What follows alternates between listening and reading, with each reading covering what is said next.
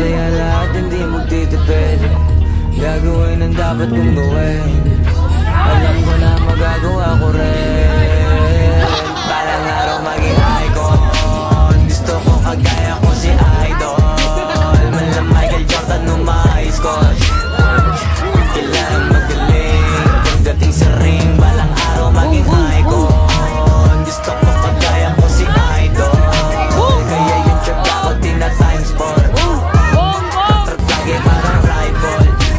Huwag na huwag kang kakagat sa fake. Iwas ka sa fight. Huwag kang makampante, ingat sa galaw. Huwag puro atake, aralin dumipensa. Minsan din depende yan kung paano ka pumwersa. Minsan kailangan pagkain ng pasensya.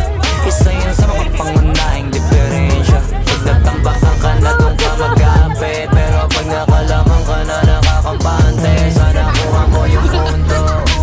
Mula simula hanggang sa dulo, dapat isagad mo yung laro mo.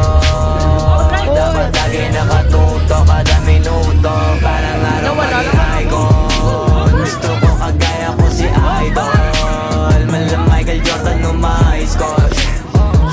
Kilala magaling pagdating sa ring. Balang araw maging icon. Gusto ko kagaya ko si Idol.